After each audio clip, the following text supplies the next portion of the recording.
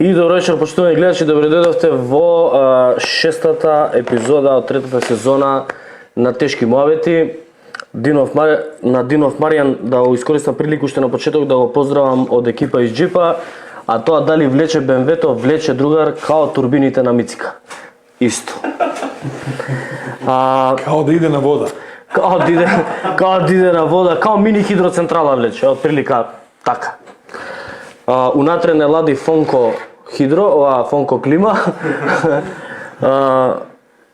А струјата што ја правиме со БМВ-то ја продаваме на Energy Delivery Solutions на Кочо Ангјушев, инаку компанијата на Кочо Ангјушев. Ако ти криминалец за опозицијата, што никогаш не бил криминалец, Кочо Ангјушев никогаш не бил за опозицијата криминалец, ниту предавник. И јас и ти знаеме дека тука сме биле замолени професорот Ангјушев да не го напаѓаме толку многу, затоа што му бил ментор при докторатот на господинот Христијан Мицкоски, а пак ментор за докторатот на Кочо Ангјушев е таткото на Христијан Мицкоски. Така да имаме една вака фамилиарно едно стебло, хидро, турбинско, така да кажам, стебло. водата е живот. Инаку BMW X5 да влече многу, прашите го и колку влечат, колку киловати или мегават часови произведува и турбината во мини хидроцентралите. А после колку произведува, колку пари се зима? Тоа е битно. Па колку произведува, колку се продава, тоа е вако. Колку пари се. Инаку BMW X5 освен ја има и токму Христијан Мицкоски, па ја по примерот нели на лидерот купив и едно BMW X5 да видиме зашо и лидерот се вози X5-ка. Мичка, направив една кратка анкета по пат додека доаѓав на работа, скопјани се понезадоволни од Мицкоски. Коментар? Како го направи тоа? Па така најдов 4-5 луѓе по улица, викам од Мицкоски. Види, ја не би да се познам на што алудираш на текстот на Алфа. Тоест на вестите на телевизија Алфа. Вие почнавте со шегачи на ова е сериозна. Мене навистина не, јас сериозно само да му кажам, мене навистина ми е непријатно за колегите, не би сакал да им се подсмеа на колегите од телевизија Алфа. Знам под каков притисок се. Знам какви проблеми имаат во функционирањето, знам дека 2 месеци, 3 веќе трет немаат земено плата. Знам дека само 40% се пуштени на дел од вработените во ТВ Алфа и се држат на краток ланец да не случајно искритикуваат нешто или да не послушаат наредба, нарачка. И разбирам од која побуда е објавен таков ступиден текст, таква ступидна вест. Ама навистина сакам да им напиша во текстот, сакам да им препорачам дека тоа не е начин да се успее во новинарска кариера. Само покажувате дека може да ви го скршат грбот, а тоа не ве води напред во кариерата. Тоа само покажува дека може да бидете купени за една или две плати. Во исто време, психијатриски случаи на Facebook земаат по 3000 евра секој месец. Во моментот кога нема да ги земат тие 3000 евра, нели ја го критикуваат лидерот. И тогаш нели добиваат веднаш надокнада. Има и други взимаат помалку, ама сепак колегите од Алфа, мене ми е жал што таа проопозицијска телевизија единствена се уништува. Тие 3000 евра 4 новинари би зале плата. Да. Се уништува заради тоа што и на нас како на опозицијски медиум, ние не сме телевизија, ние сме опозицијски медиум, ние сме портал, ни треба дополнување на нашата работа. Значи, добро е кога ние ќе објавиме сторија која што е скандалозна, која што е афера, кога ќе откриеме некаков криминал, да не надополни нели телевизија. Но таа за жал се уништува и се користи исклучиво за задоволување на личното его на Мицкоски. Ние сме го имале тоа, како да кажам, тоа искуство, фала Богу, сме го имале тоа искуство со притисоци да објавиме нешто, или да не објавиме нешто, примерот со Кочо Ангјушев. Сме биле и ние под притисок да не објавуваме некои работи, да не го критикуваме толку многу. Имало и други такви нарачки, но ирелевантно, но до одредена граница. Дали Кочо Ангјушев колку не сме го објавували? Па сега. Па мечка, ако си зимал пари, ќе примаш нарачки сега. Па тоа е проблемот. Ако ти давал пари, тоа ќе коректно е да замоли за професор. Па еве X5-ката од кај ми. Од кај ти е? Па од христијан, мислам, нели ми дал пари? Нели сум го оценувал? Нели сум го рекетирал? Дечко да не е конзистентен, мислам, не е вака соодветен. Пак ја почнавме со него емисија. Па не, ја почна тука ме прашаа како дали влече БМВ-то. Да, влече тоа ти БМВ-то. беше добро, да влече као турбините на... И ако имате уште некој прашање за БМВ-то, можете и мене, а можете и Христијан да прашате, исто има. Исто БМВ има. Јас имам едно прашање до вас двајцата. Како успеа Христијан Мицкоски секоја своја, односно победа на партијата да ја претвори во пораз? Еве конкретно доби Скопје Жена градоначалник прв. Освои гласови на места каде што ВМРО никогаш можеби нема освоено, во места како Сарај. Рейтингот на Нарсовска е на високо ниво. Зошто? Зошто се прави ова? Што се случува? Прво да расчистиме, човекот нема искуство. Професорот кој пишува на таблата, сите мора да го слушат. Кој не слуша ќе оди надвор или на испит ќе добие петка. Менаџирање со луѓе е наука. Човекот нема однос кон луѓето и не знае да работи со луѓето. Ти да го земеш на овие избори Скопје, а после парламентарните избори 2020 година си спремен да си даеш оставка и викаш ки ги изгубам и локалните, и ваква седмица на лото да добиеш, со ваков квалитет плюс, и во градот Скопје да имаш толку градоначалници, да го повратиш, пази вака, Карпуш како Карпуш само по себе општина е многу значајна. Живее квалитетен народ, интелектуалци, тој е предвесник на нови промени во државата. Квалитетот уште повеќе на земањето, враќањето на ВМРО ДПМН во Карпуш уште повеќе добива на квалитет мојот камбек. И мојот камбек даде ли додадена вредност во коалицијата или не?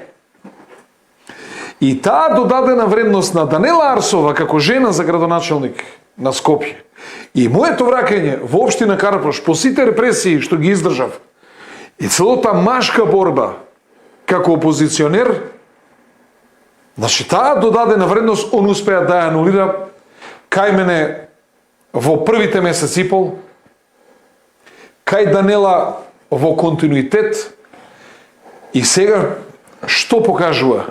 Дека се што тој не може да свати дека ние сме луѓе со интегритет. Данела Арсова е човек со интегритет. Таа дојде, не е партиски омладинац од, како се вика, Унија на млади сили, која лепела плакати, па како резултат на добро лепење плакати и како резултат на лобите што го имала во партијата или некој ја влечел нагоре, туку Данела Арсова доаѓа како веќе профилиран кадар во државата. Председател на Сојуз на стопански комори, на најголемата приватна комора на приватниот капитал, значи веќе isпрофилирана, реализирана, и таа со незината додадена вредност придонесе за ваква бравурозна победа во Скопје. И ти сега мораш да го почитуваш незиниот интегритет. Зашто он засега нема проблем со неговите градоначалници? Зашто тие му се партиски, од неговата партија, мора да го слушат, очекуваат следни унапредувања или напредување во кариерата исклучиво преку низ партискиот филтер и партискиот амин на евентуалниот на тамошен председател. Данела Арсова не очекува животната кариера да ја продолжи исклучиво преку согласноста на Христијан Мицкоски. И ја не очекувам. Јас доаѓам на градоначалничката функција како поранешен министер во 3 влади, како градоначалник веќе 3 пати. И ова ми е 4 пат. Како оформена личност, со интегритет, со собствена партија, со своји собствени ставови, со многу работи што сум ги кажал во минатото, испаднале така како што сум ги кажал. Тој не се труди воопшто твоето искуство, кое што моје искуство не се учи на ниеден универзитет во светот. Он може во 100 Германии да оди на докторати, ама таму овие работи што јас ги знам и што сум ги прошол низ политиката, он не може да ги научи. Таа работа у буквар не ја пишува. И он наместо овие работи да ги послуша советите што ќе му ги дадеме за да успешно опозицијата ги пројде, го пројде овој период и како што на почетокот, токму така како што му реков, тоа што ние освоивме многу градоначалнички места е добро, ама може да биде и лошо.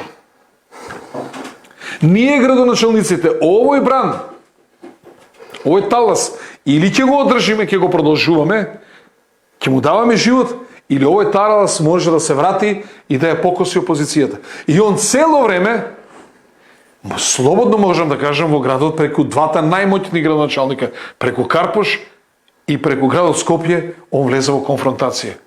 Треба си научник ова да го направиш.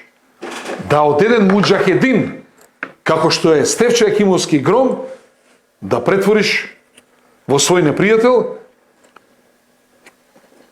како што се борел Исус за верата, јас така сум се борел за опозицијата и за ВМРО-ДП. Господ ми е сведок и он најде за сходно да ми се меша во партијата, да се обидува да ме промени, најде за сходно да ми прави обструкции во општината, најде за сходно да ми рекетира, да се обидува да рекетира мои пријатели, најде за сходно да се заканува, најде за сходно жена му да ја праќа, да дели анкетни листови, па не е ли ред ние како колеги да седнеме и ако било како проблем има, поразговараме.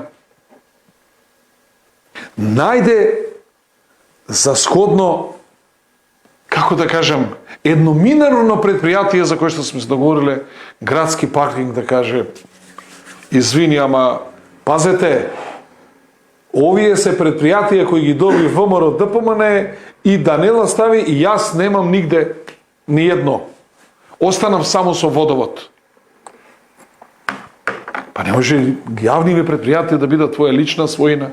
Значи, по такви жртви што ги даде Гром и Стефчо Јакимовски,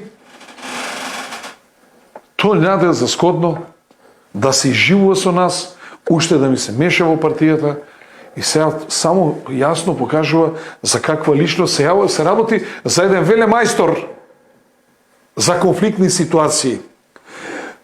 Странците велат вака, квалитетен е, добар е, образован е, прича добро енглески, а може да и немачки, ама не е тимски играч. Овој човек не е тимски играч. Јас може да сум и незгоден за конверзација, може да сум и нервозен и се може. Меѓутоа, јас сум тимски играч. Јас за другарство давам 3, зимам 1. А тој за другарство сака да даде 0, а да земе 5. И затоа него не могат да работиме. И сега што се случува? ВМРО ДПМН се однесува како кога во едно семејство имаш дете кое што се трудиш да го воспиташ како треба, да го образуваш, ама нити покажува дека е воспитано како што треба, нити покажува добри резултати во училиште, прави проблеми, се тепа, подкраднува, подлажнува, крши прозори на комши. Ама што да правиш твое дете си? Е така ВМРО ДПМН. Не сите голтаат, си знаат дека председателчето не им е како што треба, ама си голтаат од тие нивни председател. И сега тие ако мислат дека по дефолт треба да си голтаат, има други кои не се. Ја не сум должен да голтнам председател како јас Данела Арсова не може да ги голта хировите на Христијан Мицкоски, да ја прави блокада во работата, да им мести кадри кои што да им дава тој директиви. Не може тоа така да функционира. И сега мене апсолутно се согласувам со тебе и читам дел од коментариве кои што апсолутно ќе бидат банирани заради тоа што не се културни. Бидете културни, критикуете кога сакате. Ама ги читам коментариве и сега као ние да има една психоза владее дека по секоја цена ние како медиум треба да му даваме поддршка на Христијан Мицкоски, затоа што тој бил председател на нивната партија. А зашто да не ми дава тој ни мене поддршка? Неговите ли ставови се Истовремено се шират едни ноторно глупави тези дека ние повеќе не го поддржуваме Христијан Мицкоски заради тоа што сме имале некаква лукративна цел, не знам што. Кога би било тоа така, нели, кога Христијан Мицкоски добил апсолутна локална власт, ако нашата цел била лукративна, тоаш било логично ние да останеме со Христијан Мицкоски, да ги голтаме неговите глупости. Извини, лукративни, па што скокаат сега толку Данела што им ги сменила директорите? Како они од 2 директора сменети, револуција дигна, бомби ке фрлаат. Така? Значи ги погаѓа ако им смениш директор, ако им го намалиш влијанието, а ние што сме биле во коалиција и што сме дале своја вредност и своји гласачи во оваа коалиција, нас тоа што не сме добиле ништо од оваа коалиција, тоа нас не погаѓа. Тоа е наедноставно. Тоа треба да го поминеме така. Зашто тогаш реагираат? Зашто не си прифатат нормално? Тоа значи дека и они од лукративни причини ги поставиле директорите. Ако им се битни граѓаните, градоначалничката смета дека новите директори подобро ќе функционираат од постоечките директори. Зашто не го поддржа тоа? Туку им се крати партиското влијание. И можноста И за тоа реагираат. Тоа се лукративни и приватни и партиски цели. Значи ние да не реагираме на таа, а нив ако само ги чепнеш, од кај знаеме градоначалничката може ќе им рече дајте друг кадар. Јас имам едно прашање, една теза цело време се промовира од ботовите. Осталом, се извинувам, Да. Кој бега од добар работник? Кој бега од добар менаџер? Кој сака да се дистанцира од добар? И вака, сега сакам да објаснам оваа психоза која што владее последнивите 2-3 дена. Данела Арсовска беше најдобриот градоначалник што било кога бил изгласан во Скопје до понеделникот, ама у понеделникот кога Данела Арсовска како најдобриот изгласан градоначалник на Скопје спречи криминал во водовод, спречи криминал во град Скопје, индици веројатно имала затоа што би им понудила, нели, оставка или да ги разреши новиот Дрисла и паркинг. Одеднаш станува најнедобриот градоначалник кој што немал проекти, не знам што. Самите тие за 82 дена од промоција на проектите на Арсовска, тие највеќе ги промовира проектите. За сега да велат дека немало проекти. А ти испромовира, а самото ВМРО испромовира 82 проекти за 82 дена. И сега немало проекти. Пази ја психоза. Нека си ги видат на Facebook објавите само директорите што ја критикуваа. Така. Директорите што ја критикува Арсовска, нека си ги видат Facebook објавите во кои што се фалат со проектите на Данела Арсовска. Зашто немаат тие проекти? Ве биле директори, можеле да спроведат проекти. Тие што мислам сами себе се закопуваат. И сега кога тоа ќе се кажева, како ќе се образложи, ние сме предавници, не знам што сме. Ама не се замарам јас. Ама не се замарам, него сакам на гледачите да им доловам дека Јас имам моја партија, јас се борам за своите гласачи. Ама ние не сме партија. Ја нема што да работам за него сега. Ја немам проблем со ВМРО да промене, без разлика што тие негови ботови тамо се што зборат и бе, немам ништо против тие луѓе. И они во изминатиот временски период многу истрпеа, заедно трпевме, заедно се боревме. Јас и тие имаме проблеми со него. Гледате и Данела. Прашање утре следниот кој ќе биде во конфликт ќе влезе. Ама јас ќе поставам на логично. Нема да биде долго време, еве ќе слушне. Како ќе дојде ВМРО вака на власт?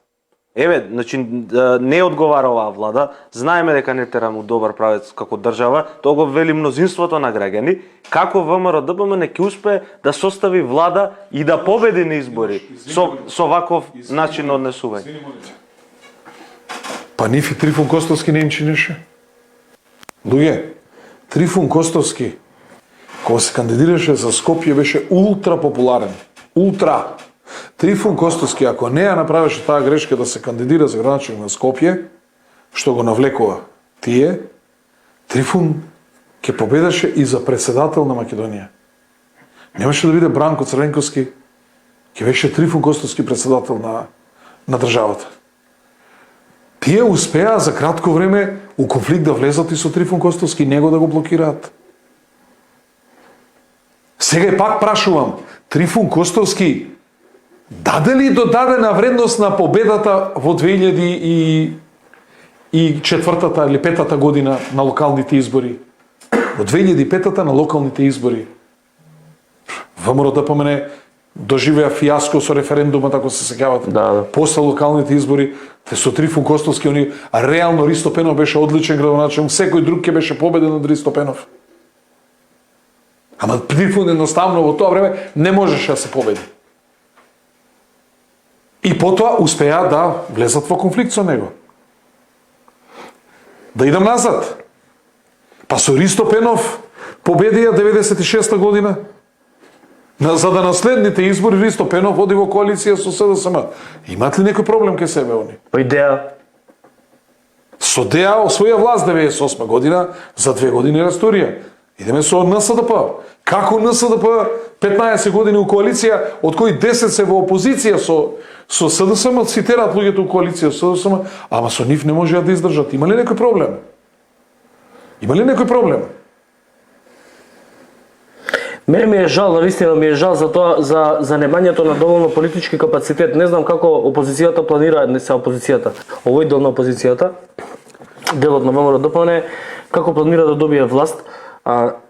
Конфликти имаат со градоначалник на Скопје, конфликти имаат со градоначалник на Карпош, конфликти имаат со речиси сите медиуми. Значи немаат еден пријателски, да речам, медиум. Неколку портали и една телевизија која што се користи за лечење на личните прострации на христијан, кој што кај да е нема да постои.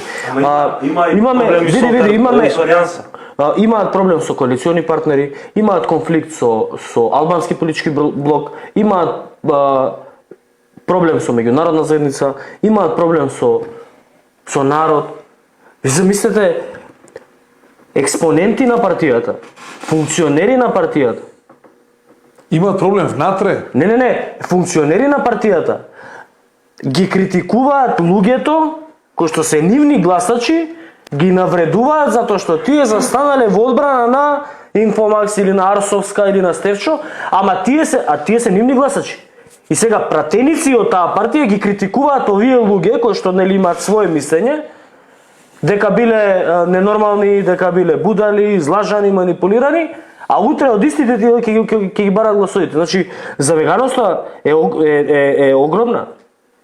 И од таа причина, преска не се докажав, Инфомакс е медиум во кој што секој од нас овдека во оваа редакција има собствен интегритет и кредибилитет. И нема да дозволиме никогаш ние да бидеме притискани, да се вршат нарачки преку нас, да се линчуваат луѓе заради тоа што некој има личен конфликт со тие луѓе. Пак ќе повторам. Дефиницијата вика не е тимски играч. Сега растртери. Поголема Слабо работи во тим. Човекот не работи во тим. Може ли поголема навреда да биде за еден гласач симпатизер на партија од тоа што нели таа теза цело време се пласира, вели ВМРО го направи Стевче градоначалник, ВМРО ја направи Данела, како да ги поседуваат собствените гласачи во джеп. Тоа е прво. А второ, дали ВМРО ќе победеше во Карпош без Стевче Акимовски и дали ВМРО ќе победеше во Скопје без Данела Арсовска? Ако ВМРО ДПМН има машина за правење на градоначалници, јас ќе ги прашам зошто не си ја направија Јагну Лакуновска за градоначалник? Што така лесно прават. У крајна линија, зошто докторот Оливер Зафировски не го направија градоначалник? Ајде да не одиме за Карапошеве. Зошто Котлар не ја направија градоначалник? Зошто Котлар не ја направија градоначалник? Зашто Саша Димич не го направи градоначалник? Зашто Мишко Гаревски беше кандидат 96-та година градоначалник? Ако така они имаат машина за производство на градоначалници, зашто нив не ги направат?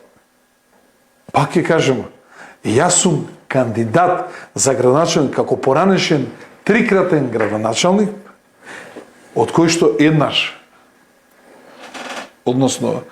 сам сум победил, и јас сум бил 3 пати министер во влада на Република Македонија, сум бил во председателство на Младини на Југославија, сум бил директор на предпријатие, председател на управен одбор на најголемата штедилница во Македонија. Јас имам големо животно и работно искуство. Значи, сето тоа, ако ќе го собереш, ти можеш да подржиш. Ама тоа мора да има што да се подржи. И јас никогаш не сум рекол дека не сум благодарен тоа што ВМРО ДПМ ме подржале и победиле, и затоа ги викам, луѓе, дајте да ја водиме општината. Престанете да обструирате. Ви имате одговорност пред овие граѓани. Јас ги повикувам, елате да ја водиме општината. Како да ви кажам, тие се однесуваат навистина чудно. Ама сега да кажам, ќе кажат ли еднаш дека 2013 јас сам победив и СДСМ и ВМРО го победив? И потоа ги зема во коалиција и ги внесу во општина Карпош, во која што никогаш не влегле. Можеле само на Google да ја гледаат општина Карпош од згора и евентуално да стигнат до архивата, да однесат некое писмо, влез, да седнеш во канцеларии, во раководители, да имаш секретар, да имаш председавач, вработени, директори и така натаму, тоа го ствариле само преку мене. Зашто ниеднаш не можам да слушнам официјално една заемна благодарност и респект кон придонесот и мој и нивни. Јас 2013 година можев се направам коалиција и со СДСМ, ги победив. Да, беше кавга, ајде да се смириме, продолжуваме да работиме, ја и со здрави. И ја ниеднаш не можам да видам да кажат, види, овој човек нас не возможи ние да влеземе, да менаџираме со општина Карпош, која била мислена именка. И сега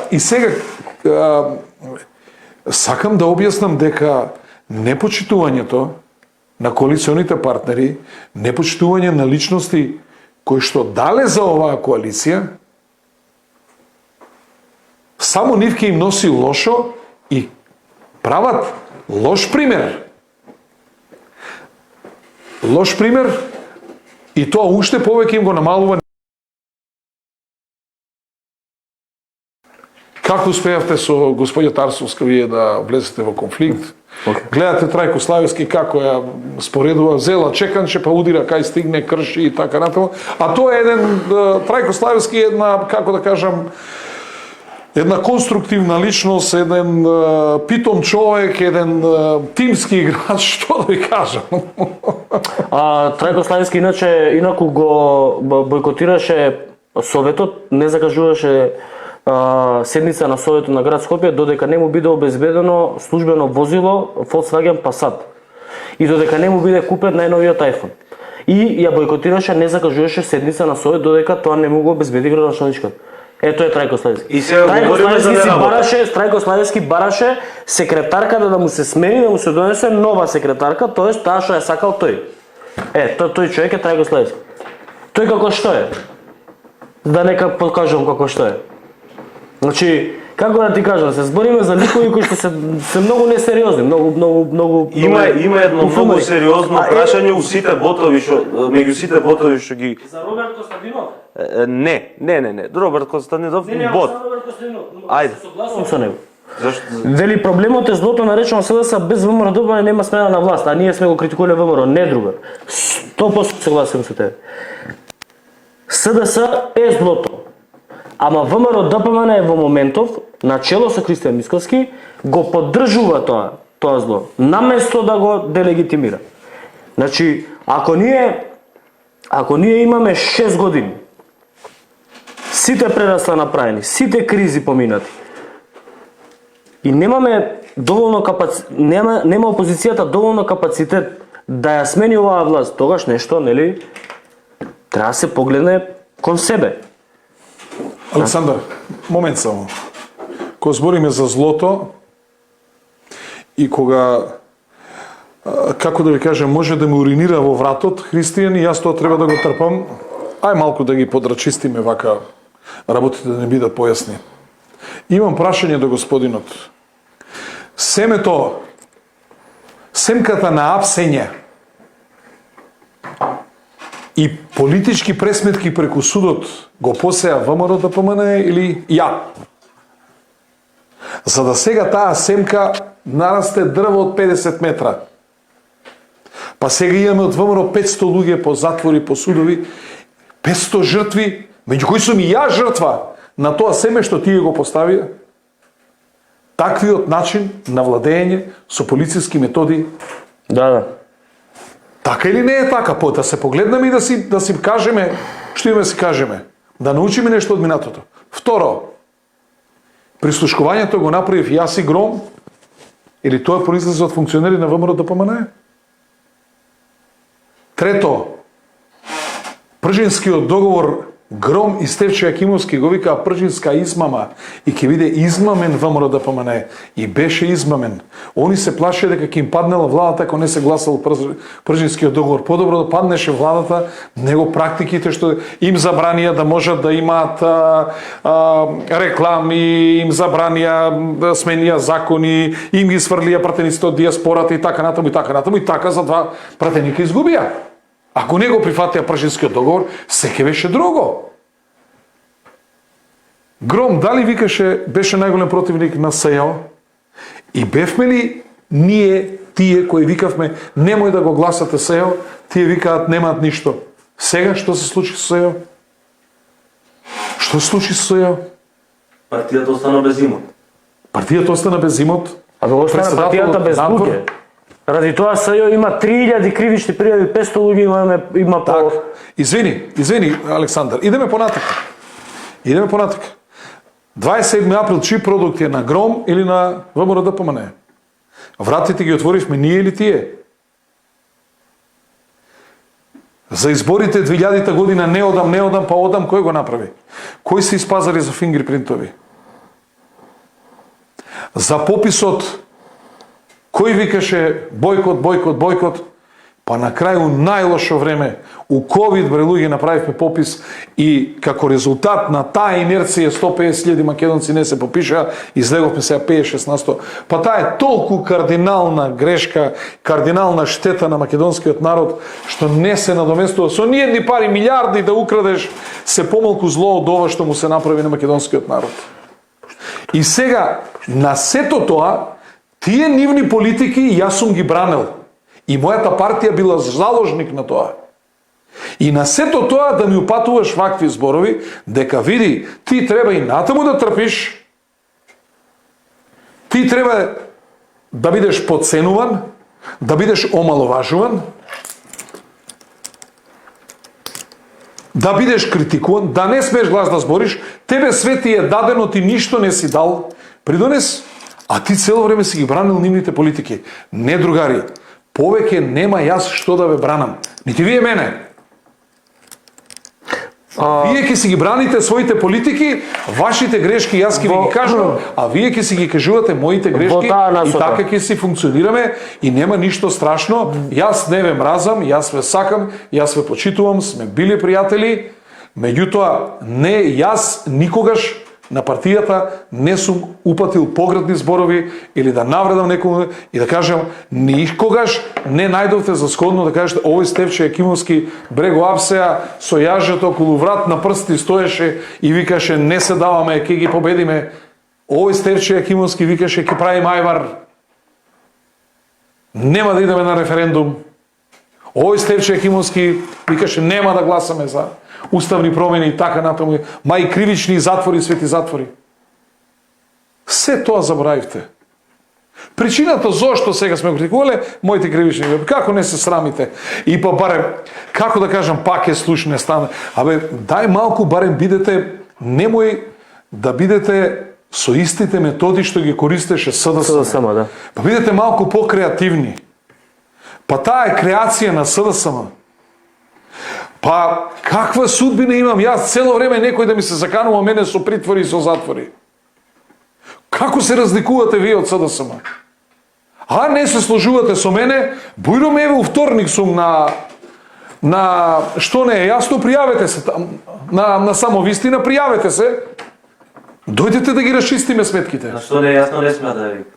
Да, има. Тамо не. Да еве на самовистина. Бујрум, дојдете да ги расчистиме сметките. Вие имате подпредседател, еве го председателот, Бујрум нека дојде да поразговараме.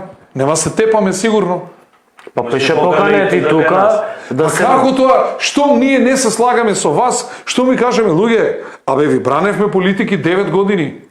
И пак сте незадоволни, и пак тоа вие нешто нас не частеле, а ние придонес во таа коалиција си нееме и вие пак викате, вие работите за власта.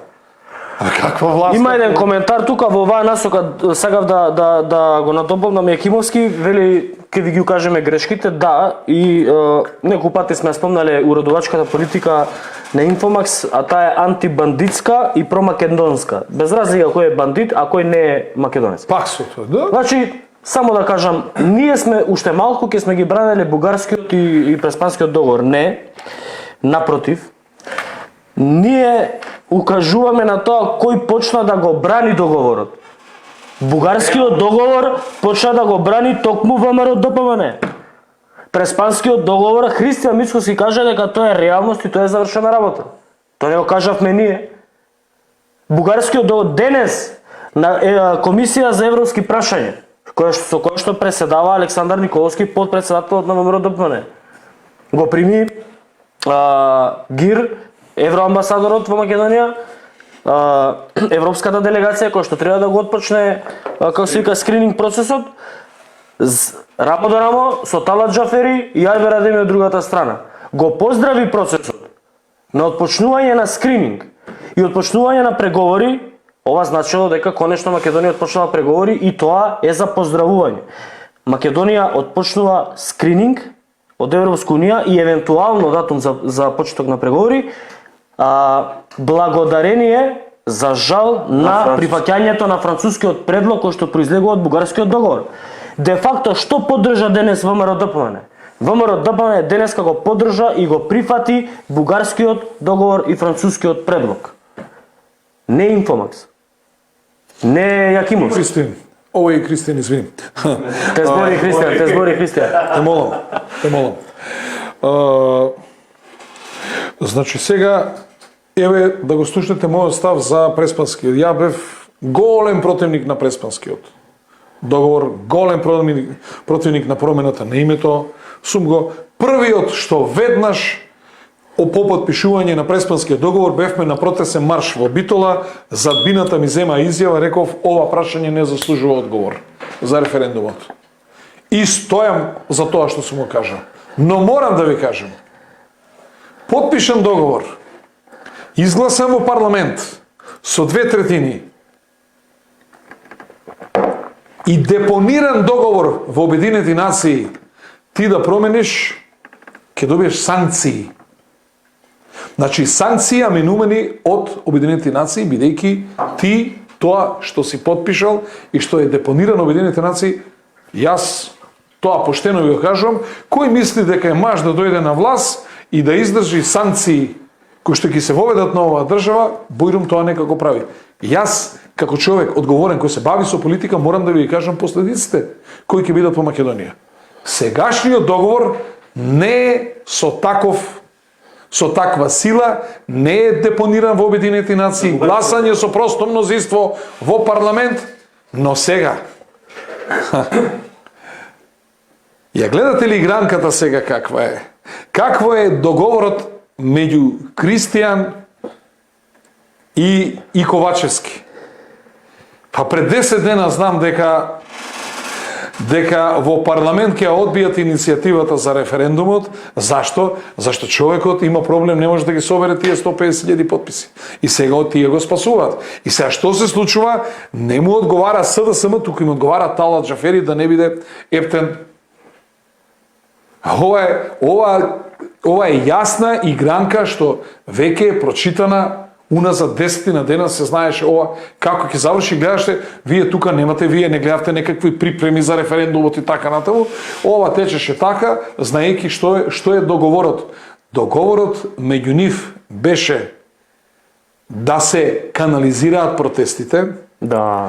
за да не се изгубат многу гласачи, Второ, да не се гласа против француско-бугарскиот договор. И трето, сега е постигнат договор за да се спасува човекот кој што не може да собере 150.000 подписи, бидејќи работата не е добра, има и противници и во самото ВМРО-ДПМНЕ. Еден од тие противници сум јас.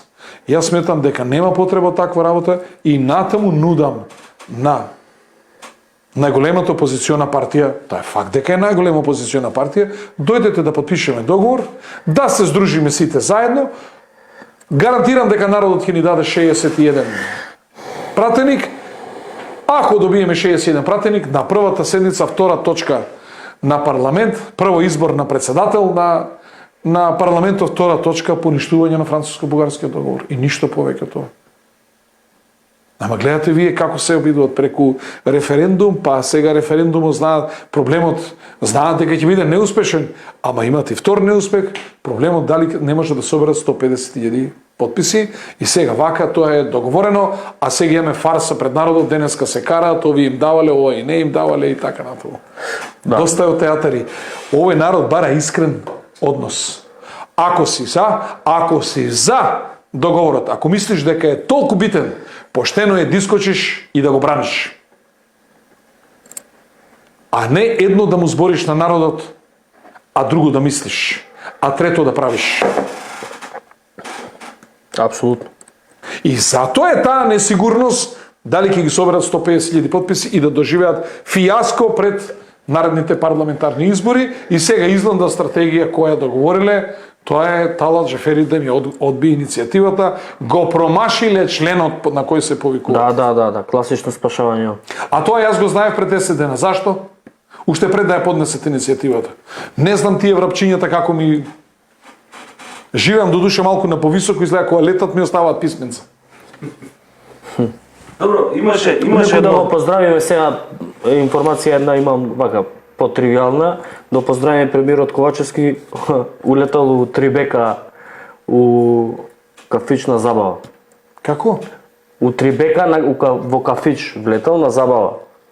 Добро. Ништо. Тој е како премиер, сигурно има пријатели. Се жалат гостите, таму многу полиција имала, не може да мрднат. Многу интересна тема меѓу сите вие, нели? Ботови Плукач има голем број поддржувачи. Ковачевски е жител на општина Карпиш. Добре, на време беше Ѓорче, вака, со државници, сега е Карпаш. Идат, на ке центар се движи работа. Имаше Па не е Карпуш бил од секогаш. Не, И Бранко Никола, па Бранко Црвенковски не е Црвенковски во Порталаја живееше, Стојан Андов. Бранко Црвенковски е Расторикуџа. Државник бил како се вика? Никола Груевски. Трајко Велјановски. Ти се Ѓорче. Кој така вика? Како кој вика? Бранко има песна, државник не се прави за ден, како така? Не знам. Имаше многу добра забелешка, коментар од еден граѓанин, што понатаму. Значи, опозицијата, најголемата опозицијска партија во ситуација како што е. Кој е излезното решение за македонскиот народ во ситуацијава? Како би делувала опозицијата, како што сте вие градоначалник, вашата партија Гром? Не значи ако е најголем опозиционер дека има најпаметен лидер и дека тие најмногу знаат. Апсолутно. Па тие и се најголема опозициона благодарение на 4 свети букви, а не дека нешто толку паметно кажуваат или толку паметно направиле. Ако бидеме ние здружена опозиција, не мора лидерот на опозиција да биде од најголемата партија. У крајна линија можеме да имаме тело кој ќе биде. Никогаш коалиционите партнери на неколку месеци ќе ги викне, вака ќе им соопшти и толку. Сега. А правиш грешки. Говорам граначалник во насока, значи имаме економска, енергетска криза, идентитетот ни се руши на секој чекор. Гледаме бугарите што прават. Сега нудат по 30 евра за да се учи бугарски јазик на млади македонци. Сега почнуваат и стипендии да им даваат. Значи на вистина се случува процес на бугаризација на Македонија. Како ќе одговориме? Како да одговориме? На трепартиска тепачка во тепачко наводници на опозицијата која што треба да го обеди народот против овие национални катастрофи, првата тепачка на трепартиска не е за овие прашања, туку е за тендер. И за јавни предпријатија. За тендери за јавни предпријатија. И нови лица имало ВМРО да помене, нели, други ги испративме, биле многу Овакво нови лица, Тие што викаат дека Голда Меир бил маж, израелскиот премиер Голда Меир, Как? кој бил И првата тепачка е за травестит. Голда Меир бил маж. Еве, што да прави народот, на вистина, значи, градоначалникот вас, вклучително и од Александар, што е доста помладо, се бара некој решение, што треба да се понуди, што треба да се направи, кој излез. Прво, кој народот стане на избори не смее да гласа одинает. Народот треба добро да размисли кој што му нуди и каква е перспектива ќе. Второ, народот не смее да трга од личните побуди. Мораме, кога гласаме, да тргаме од колективните побуди. Кој е тој што нуди најдобро нешто за сите нас? Ако е добро за сите нас, ќе биде добро и за нас. А ако биде само за мене, што ми вреди мојот убав живот ако сите комши ми се раселат, куќите им си ги затворат и заминат за странство? Што е тоа? Значи, ние мора да носиме како зрел народ во кој што гледаме дека со нашата неодговорност, кого носиме на власт, ние дојдовме до ситуација да не разградуваат, да не глодаат како куче коска и од внатре и од надвор. Последната наша шанса е да размислиме трезвено и што тоа ќе правиме за избори. Еве, граѓаните размислиле трезвено, на власт во градот донеле жена која што не е олицетворение на и Данела Арсова покажува дека не е партиски послушник и партиски војник и тоа народот го бара да се работи во интерес на граѓаните, а не во интерес на партиите. Ајде да дадеме шанса. Ајде да ја поддржиме. Најголем проблем Па беше... чекајте бе луѓе. Па не може предпријатие да брои 1500 луѓе, од тоа 100 извршители. Све друго да биде администрација. Па не може Скопје да не можеме да го очистиме, па не може Скопје да не може да го кошриме, не може Скопје да не може да ги сечеме тие стари дрва да ни паѓаат, да ни кршат коли и така натаму. Па не може Скопје да нема квалитетен превоз. Значи ние имаме причина да ги реформираме тие предпријатија. Дај да видиме друг начин на функционирање. Дај да видиме дали ќе функционираме подобро ако некои од тие предпријатија ги поделиме по општините и приходите си дојдат кон општините. Вака и ние пари трошиме и граѓаните дават пари. Извинете, па не може мој Карпуш да биде најдобар платиша.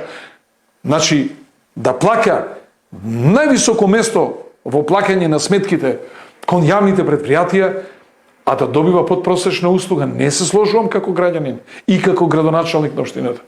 Значи ни треба, дајте да ги промениме ти. Ние имаме крупни работи и со ВМРО, и со СДСМ, и со Левица, и со ДУИ, и со сите, за кои што треба да разговараме за овој град. Ова е престолнина на оваа држава. Сите сакаме да биде поубав.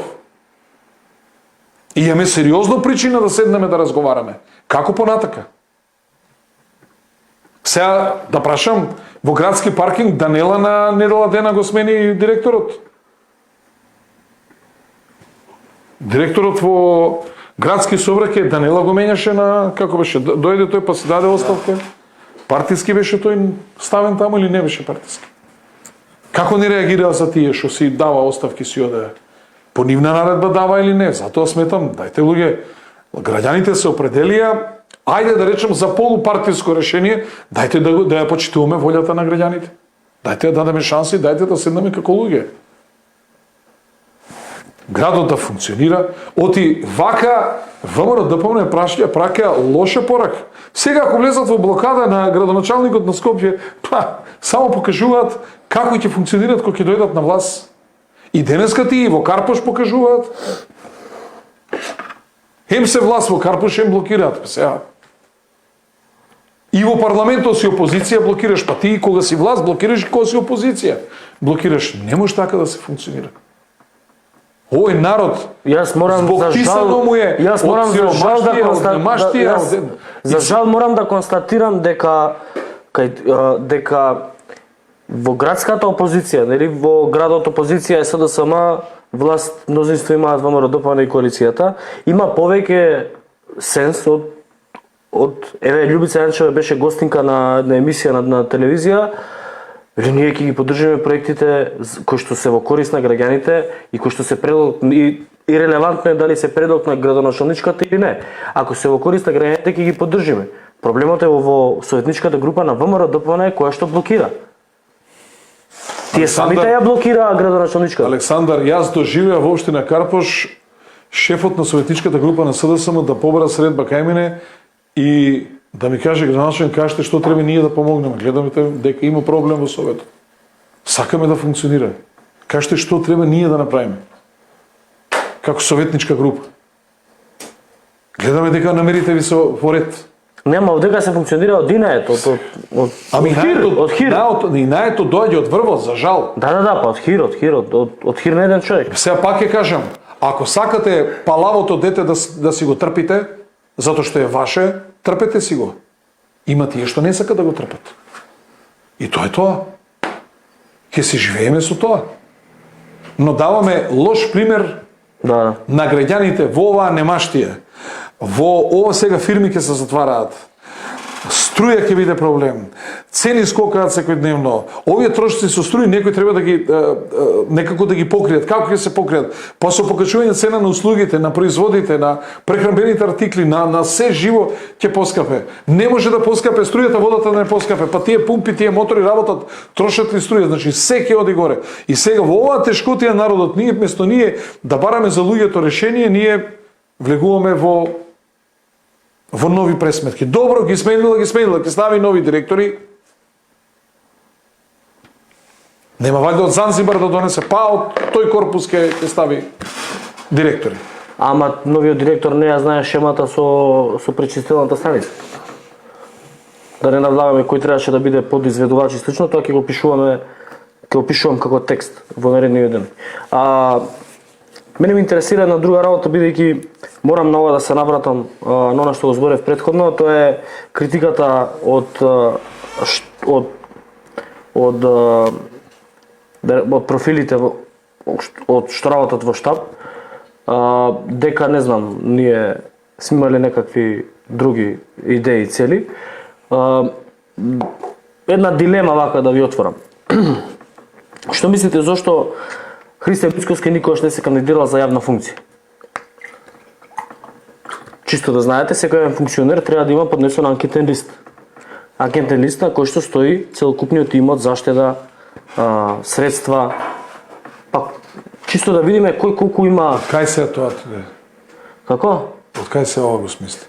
Го смислив, ова е чисто дилема. Јас го смислив бидејќи многу ти е добра дилемата. Да, бидејќи 3 на 7 нема да го смислам ова.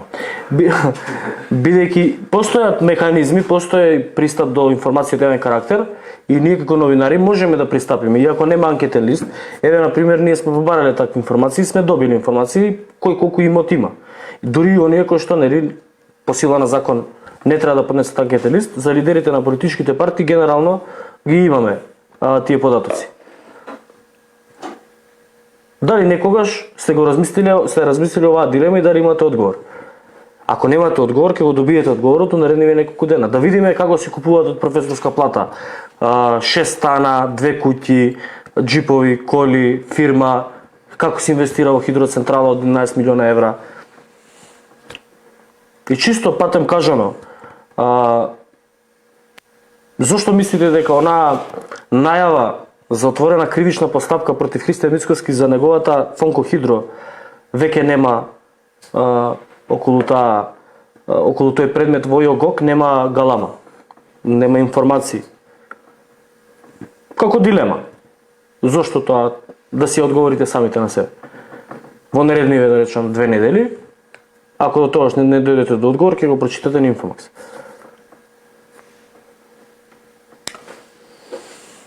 Морав да се навратам. Види. Да, повели.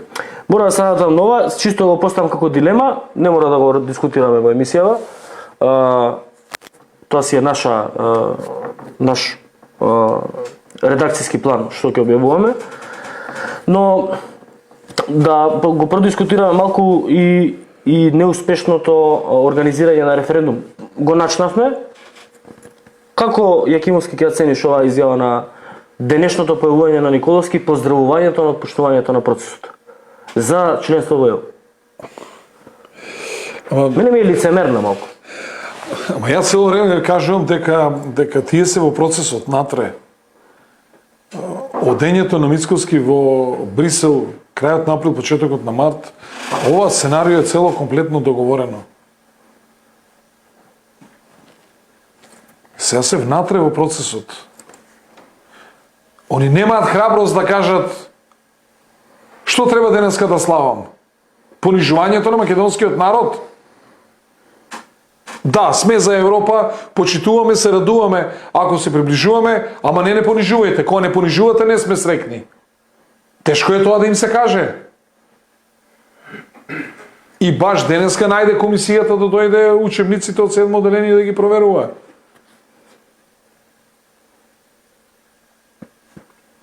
Што е тешко да им се каже? Да им се каже во лице вистината како што е. Да се каже, не сакаме повеќе да бидеме понижувани. Ни Европа, ни света Европа. Сите ние викаме, опа, биче наша Европа, ама јас викам вака, луѓе, ајде да видиме 2000 година пред подпишување на договор за стабилизација и асоциација, колку бил нашиот надвршен долг? Да видиме денеска колку ни е. Да видиме со отварањето на нашето, со укинување на царините, дали ние нашето стопанство живна или потона? Дали отворивме работни места или затворивме работни места? Дали живееме подобро или живееме полошо?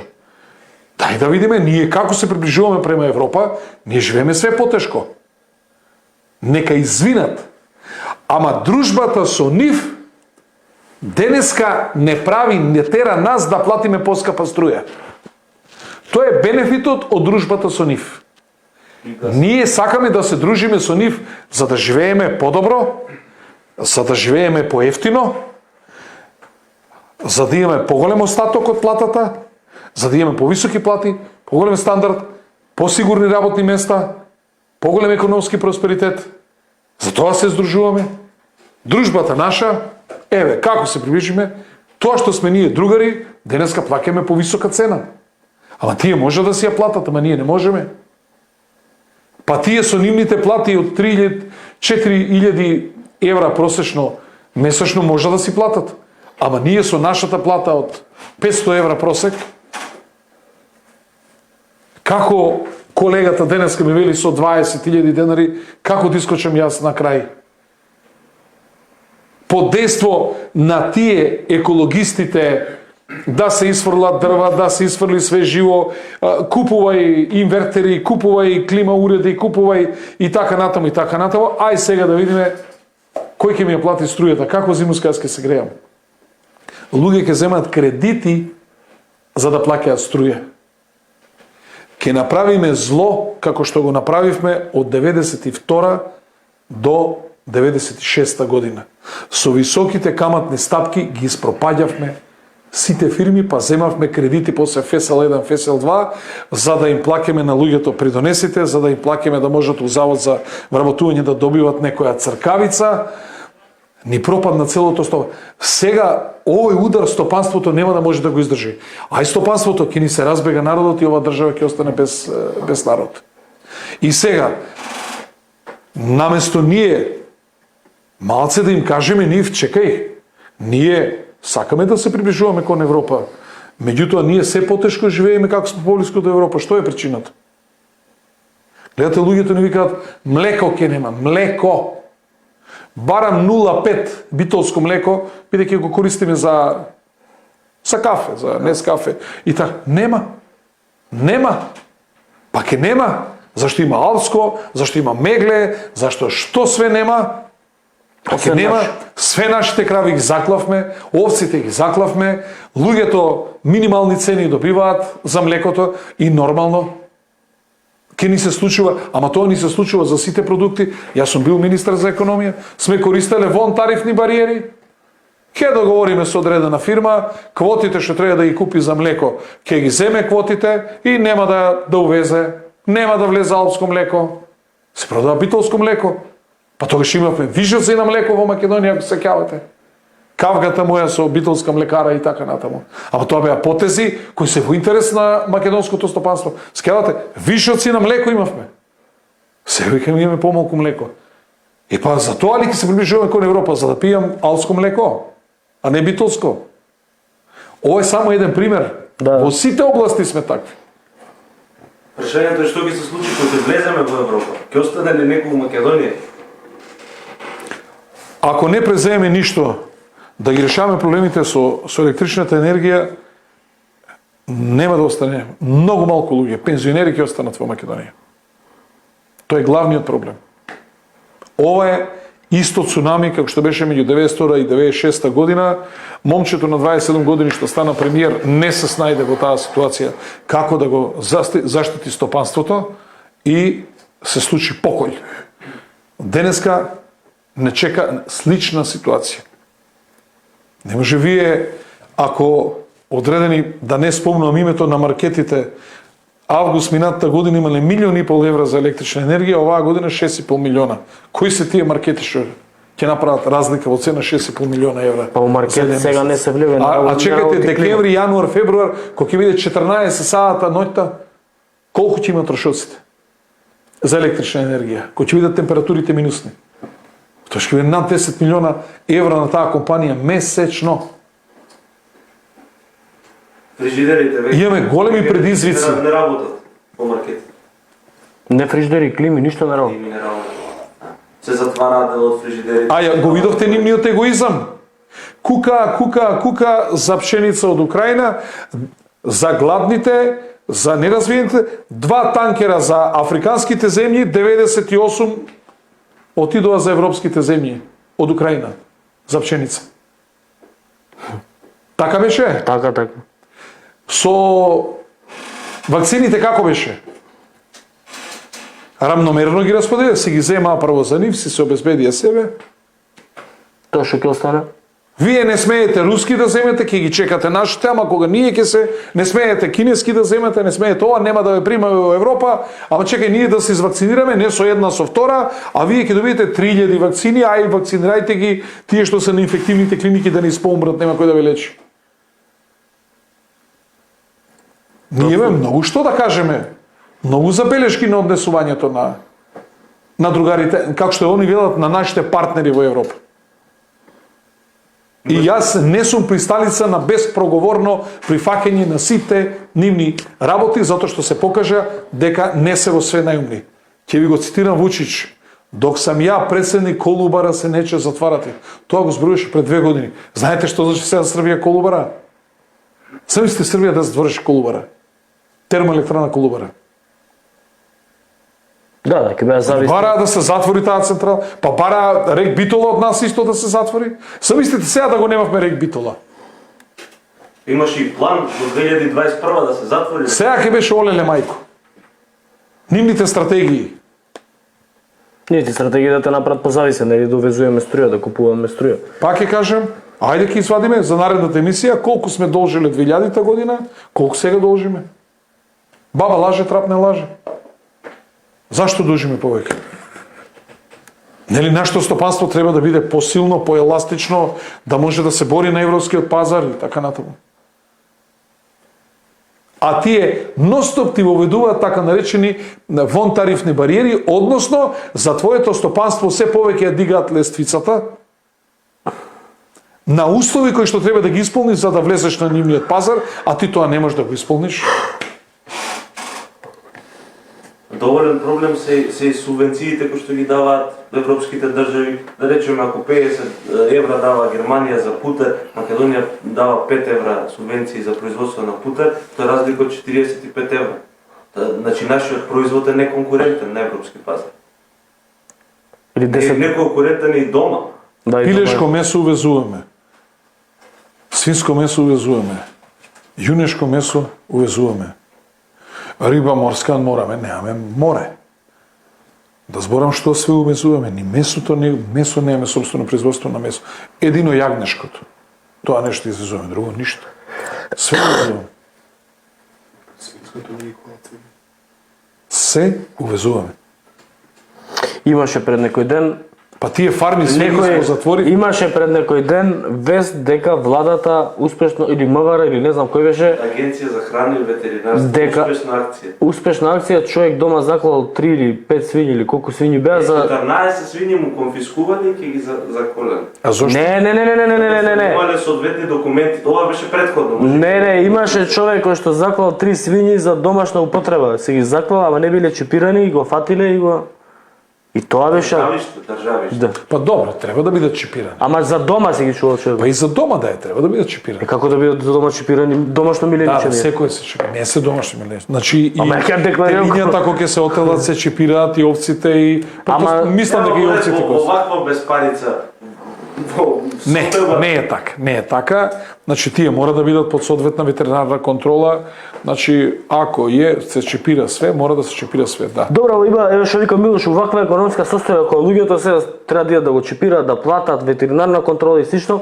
Тоа е друго прашање, што ние државата треба сите тие трошоци да ги покрива. Значи ние не покриваме, ние не одиме у Арачиново да наплатиме сметки, ама казнуваме човек кој што чувал 3 прасиња за да се прехрани зимата.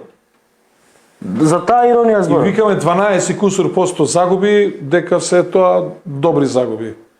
Најново е дека нема пријава, односно нема барање за наплата од ниту една куќа во Рачиново. Тоа Бислимовски го кажа денес.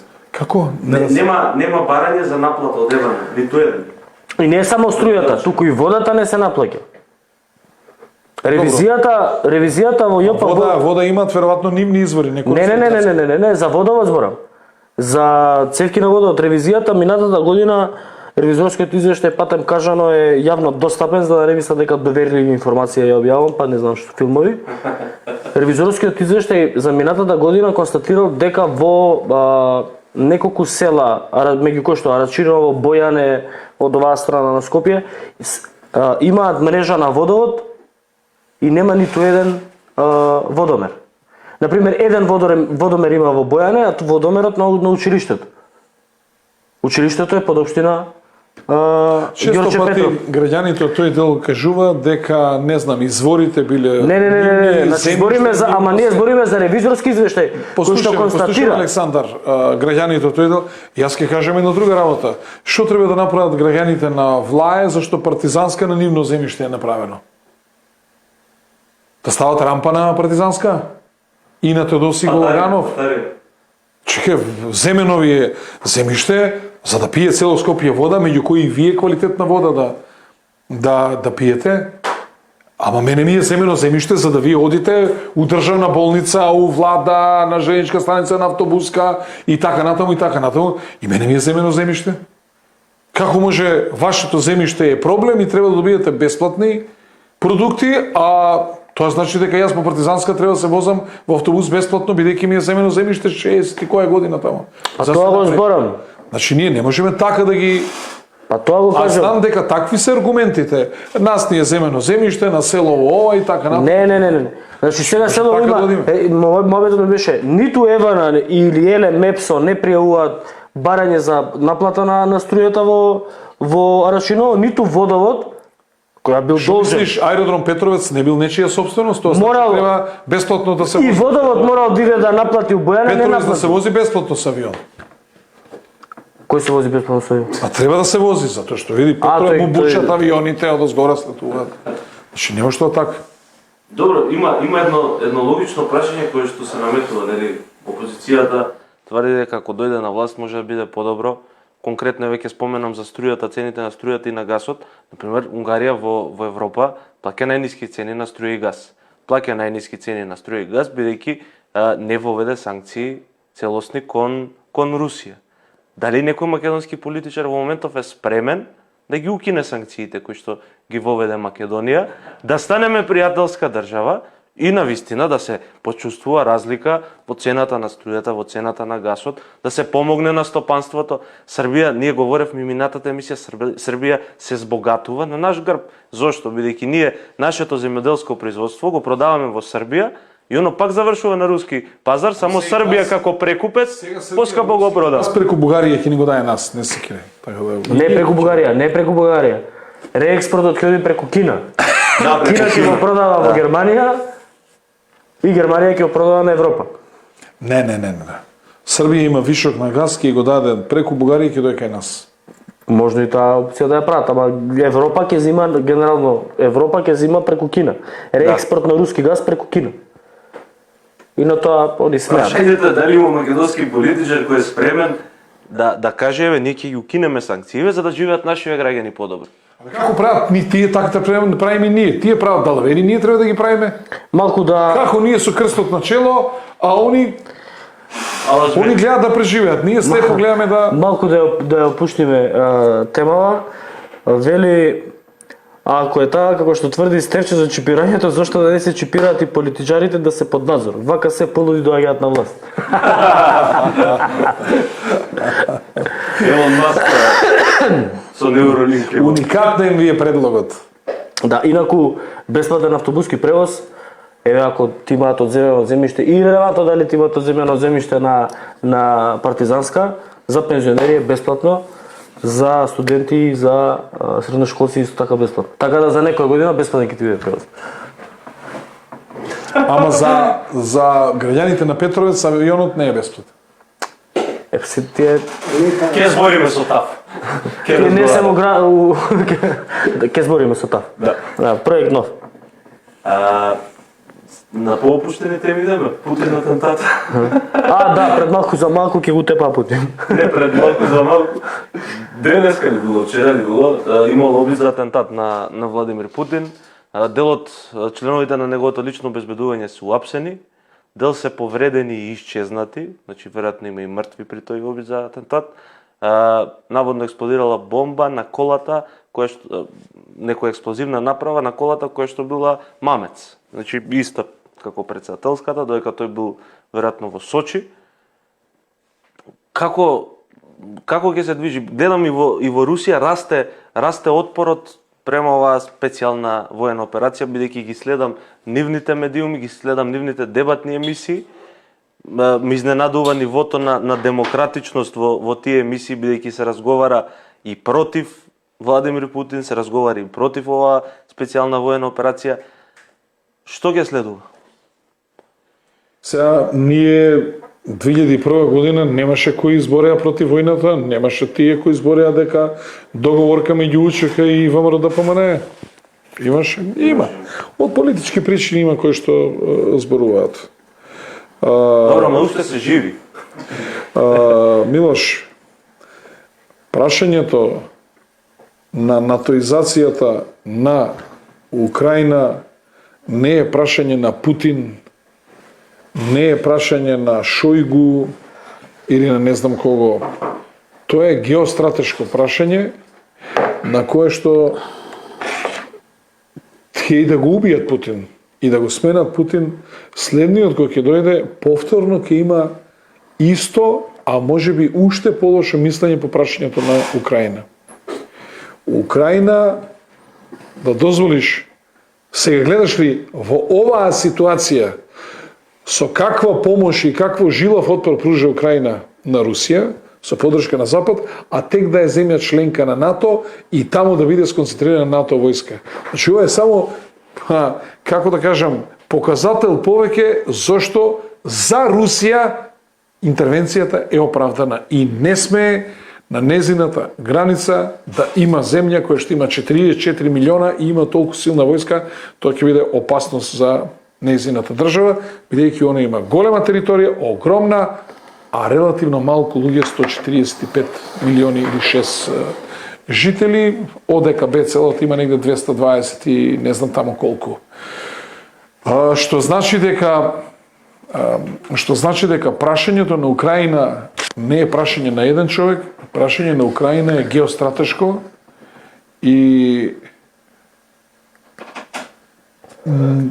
евентуално убиство на Путин може, не знам, да очекуваат дека ќе ги деморалиса русите, руската војска и така натаму, а може се случи обратното. Може се случи обратното. Сега слушам дека Русија заврши конкурсот за прием на нови 138.000 војници Иначе негде околу 150.000 војски има за сега во Украина. Значи, они тие ќе дуплираат војската во Украина. Со 250.000 војска држат фронт од 2000 километри. Кога се вклучат и тие нови 130.000, тоа веќе е многу посериозна. Најави Медведев дека ќе гори земјата и ќе се топи цементот, а веќе од пред 4-5 дена Конашенко најави дека ќе се активираат оние системи Сонцепек, тоа е земја проектили, самоходни, како ги викаат. Да, уништуваат само жива сила. Го земаат кислород, тие се термобарични бомби, да. Предпоставам дека на тоа мислиш и Медведев. Нека им е со среќа на украинците. Медведев е компетентна личност, зашто? Зашто е главен на Советот за безбедност на Русија. Тоа не е функција, како да ви кажам, комисија некоја. Значи, на Советот за безбедност, кој заседава веројатно многу често, се носат битни стратешки одлуки.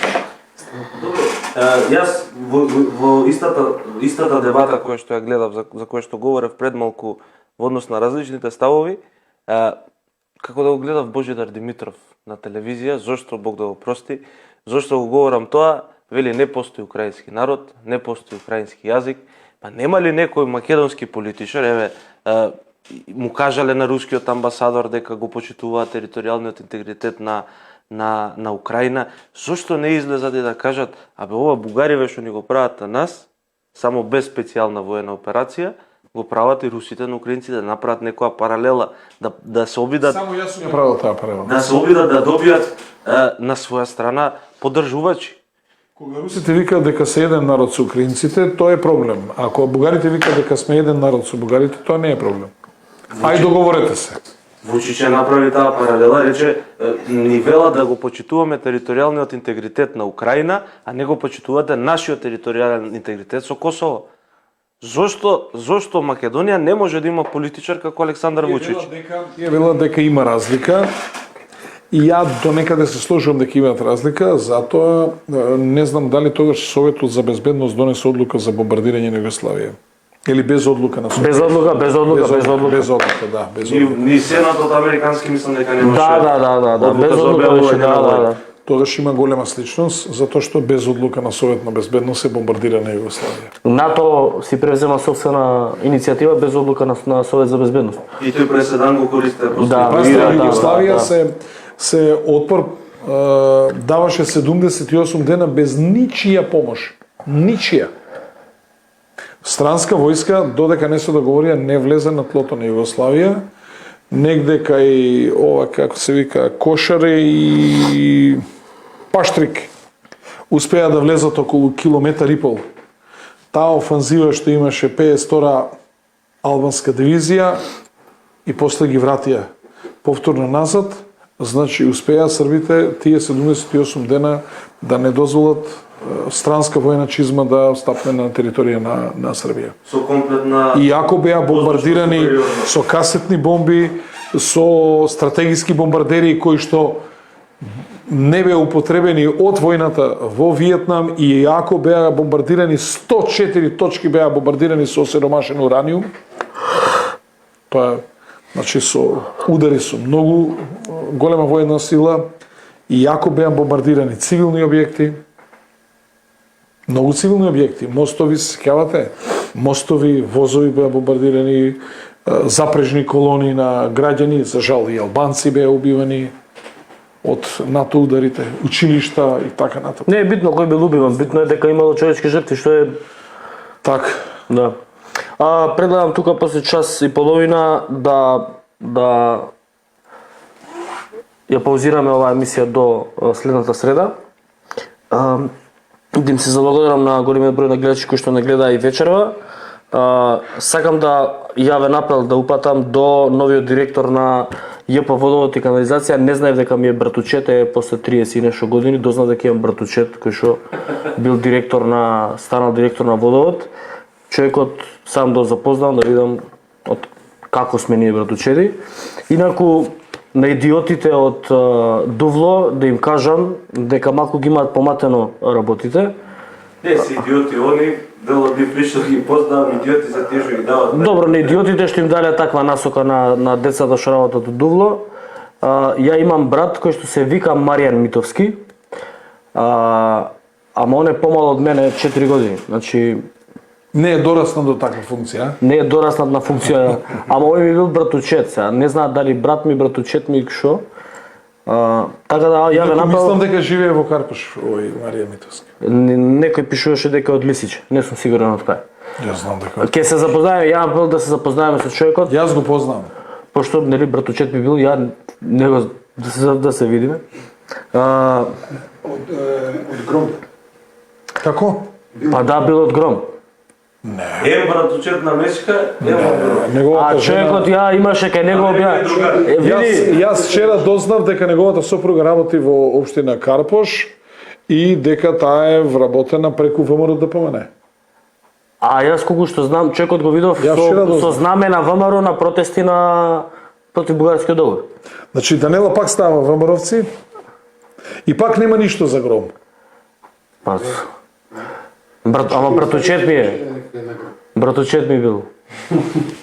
Мислам, побитно е да ти е братучет. ние, јас и Маријан Стаменковски од Доказ у моментов се такмичиме за овие две функции, кој ќе ја земе паркинг, кој ќе ја земе комуналец. Мацко сака да го земе паркинг, ја Мацко не знаеш што сега. да, има и такви нели текстови, како и да е, одамна ѓалот и однос шегата. Ситуацијата е многу посериозна од тоа што можеби ние правиме дека да изгледа. Почитувани гледачи, утре следете тешки муавети, за прв пат почнуваме со термин во четврток. Имам изненадување за вас. Многу интересен лик ќе ни биде ководител. Секој четврток почнувајќи од утре ќе имаме емисија и со него. Изненадувањето ќе го оставиме, малце го Може ли вове да дам? го подкажавме. Каков човек? Каков човек е, каков човек? Ќе го каже. Најголемиот борец во Македонија против новиот светски поредок. Така, од утре на Инфомакс секој четврток. Читате Инфомакс, добивајте ги информациите секогаш први и секогаш без цензура. Штедете пари затоа што следи економска криза. Поздрав!